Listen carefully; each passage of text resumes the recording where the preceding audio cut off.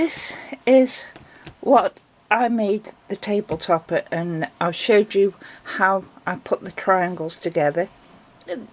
You have to be really spot on with your seam allowance, and I wasn't in places, but once you've quilted it all, it will help it no end, and you won't see those things.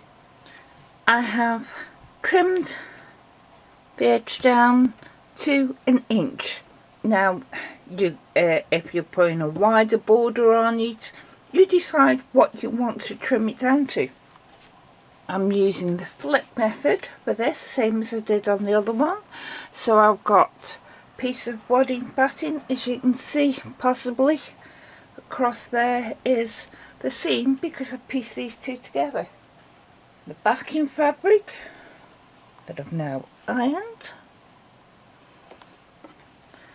I'm going to put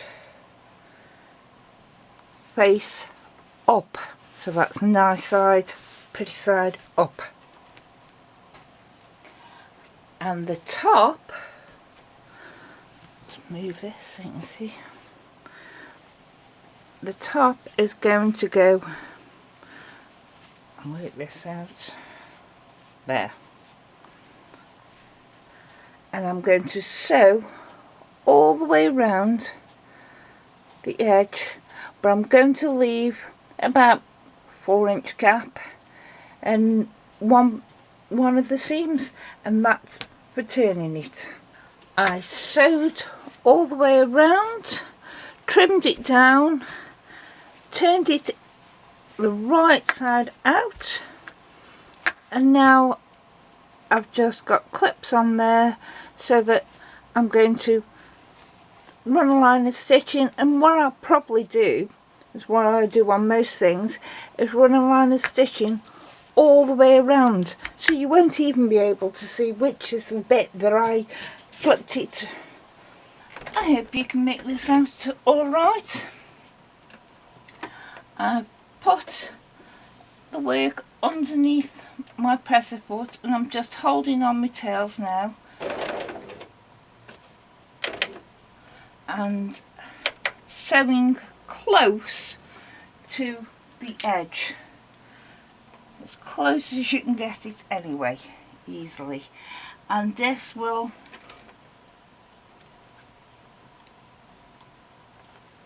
is the bit to seal the edge down.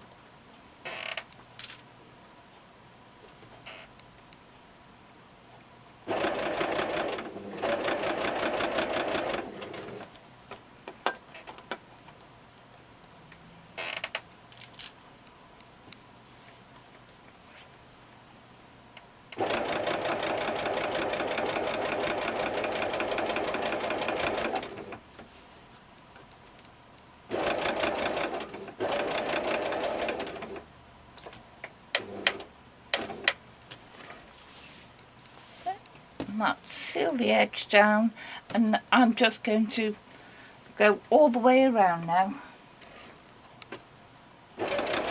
For those of you that haven't got a walking foot, or not a walking foot, a free motion quilting foot, or a ruler foot in particular, you can do this with your own normal foot on it.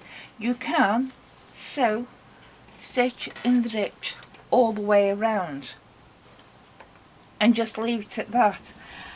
I'm going to actually do it something similar to how I did it last time. So I'm going to sink my needle roughly 1/4 inch in on these white triangles. Bring your thread up,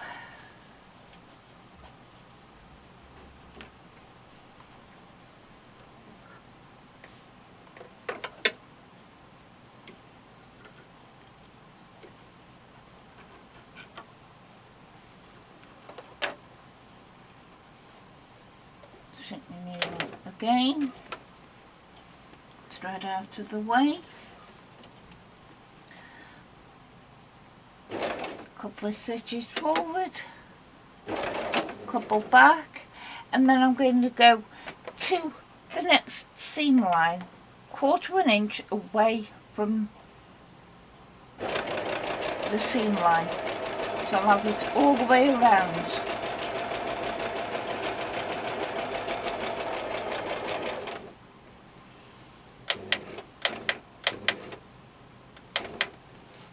That's it, and then do exactly the same again.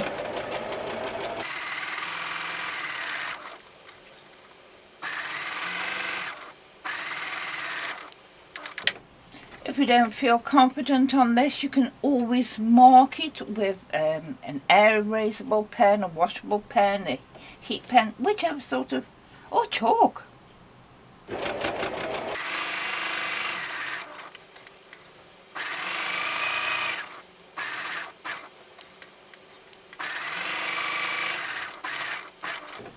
And there it is. And now I sit and decide what I want to quilt now. I know I want to do meandering in there. Yes, if for any reason your thread keeps breaking on you, or it won't pick up your bottom thread, check it out before you really start.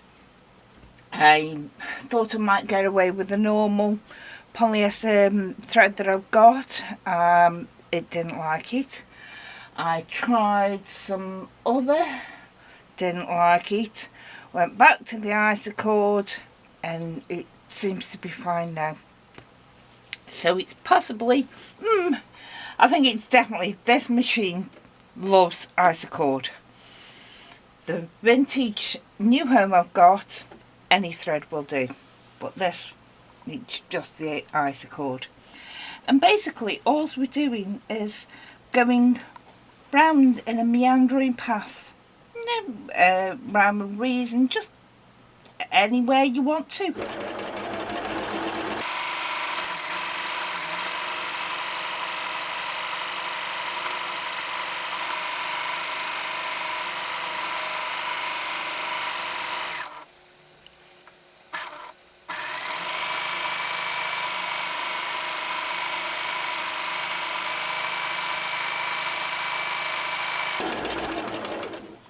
And just carry on until it's done. And that's now done.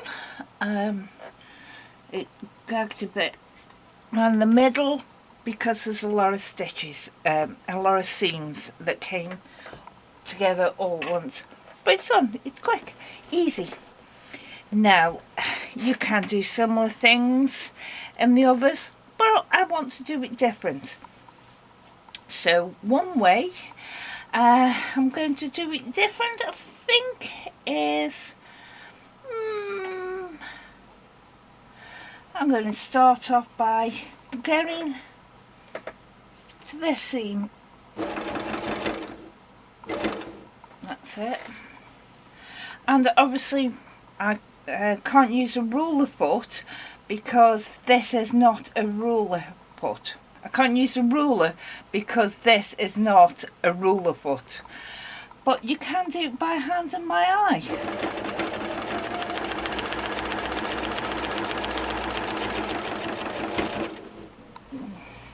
Just a slow arc.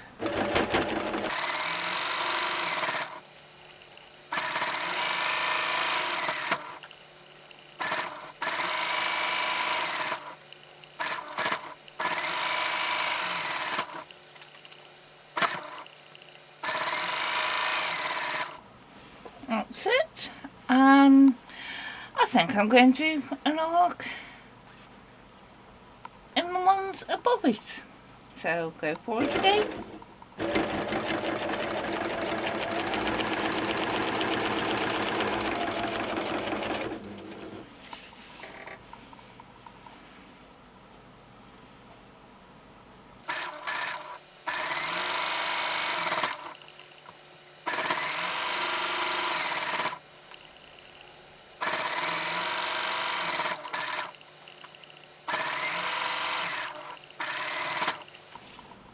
You don't have to keep turning your work, but I prefer it, helps me see.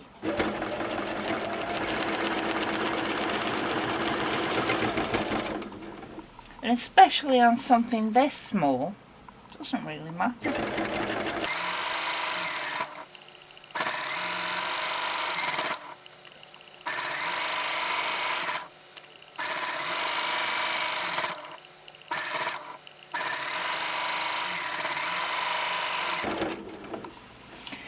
Now we've got to decide what we're going to do now. And to make it easy for you, if this is your first time doing it, just meander in here. You can use the same thread as you use in the middle, so you can see it, or you can use a matching thread, whichever you like to do. And I decided what I'm going to do, because I haven't got the ruler book on. I'll do some ruler work, but I'm going to try a design that I'm thinking of doing on my dragons.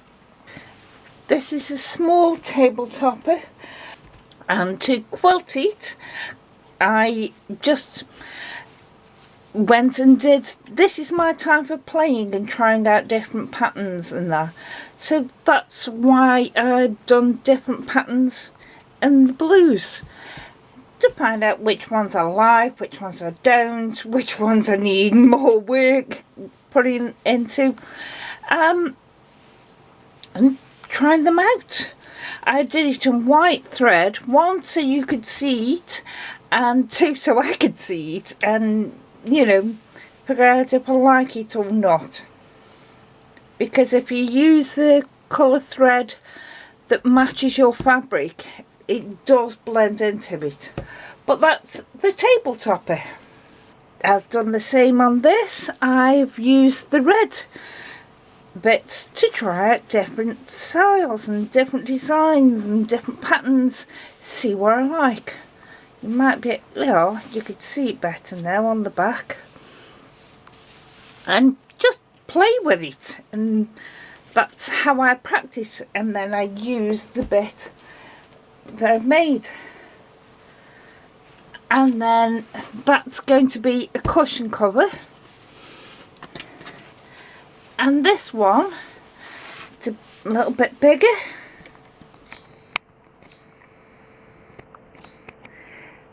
This is also going to be a cushion cover. This, also I've done the quilting on this, is stitched in the ditch. As you can see, oh, I missed one line off, never mind, I missed two lines off. Oh well, doesn't matter. Just stitched in the ditch all the way around and then round the top. And I'm going to do, I don't know if it'll be next week or in the end of this video, but I'll show you how I'm making these into cushion covers. So, bye!